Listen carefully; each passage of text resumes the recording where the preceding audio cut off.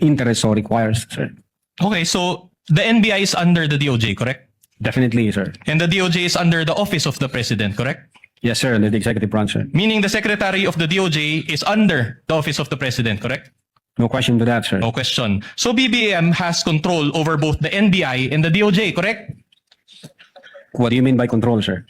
What's your interpretation of control? You seem to be a smart man.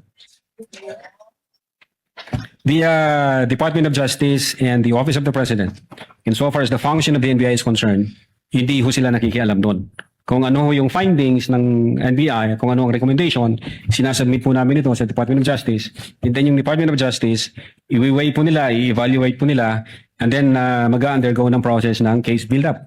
Yun ho ang patunay na yung una naming sinubmit, hindi tinanggap ng Department of Justice, meaning ang Department of Justice, pag nakita niya na hindi tama o kulang yung requirement ng NBI, hindi niya ito karakarakang tatanggapin, Your Honor. That's why, insofar as the DC-15 is concerned, nag-require sila ng mga i-comply namin, until nag-comply kami.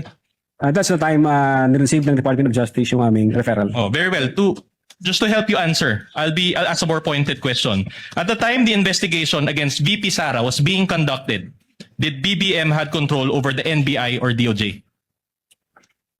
At the time, the investigation? Yes. Well, being the head of the executive branch, sir, yes, the president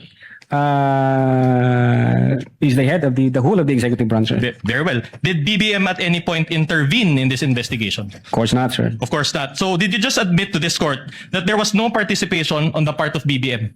Again, the purpose of the submission of the affidavit is No, for the preliminary question is very investigation, simple, sir. Business answer. Can we ask Your Honor The that witness to answer. Witnesses in the process. The purpose of the referral that we submitted to the Department of Justice is for the purpose of preliminary investigation, which under the new rules of the NPS, pwede ho ang law enforcement agency na mag-submit ng complaint affidavit kahit wala yung affidavit ng complainant for purposes of preliminary investigation. So the complaint from the President is not an indispensable requirement insofar as the preliminary investigation is concerned by the DOJ, sir.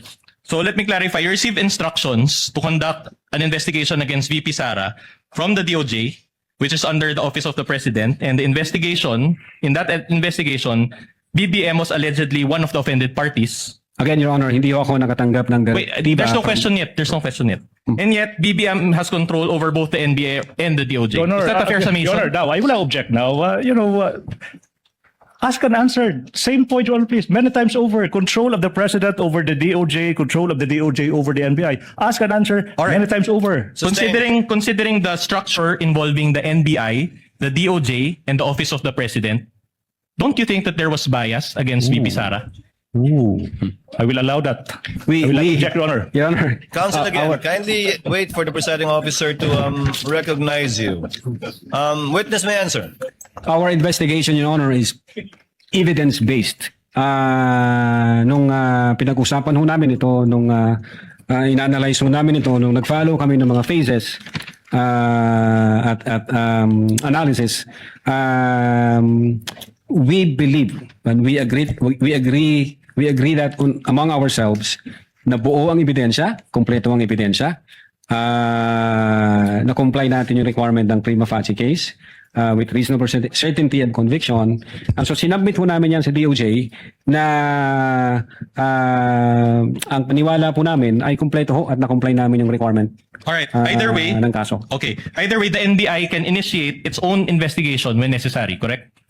The NBI can initiate its own In investigation. fact, you mentioned RA 10867, correct? Yes, sir. And please allow me to read Section 5G thereof. It says cases involving threats to security or assaults against the President, the Vice President, Senate President, Speaker of the House of Representatives, and Chief Justice of the Supreme Court. You confirm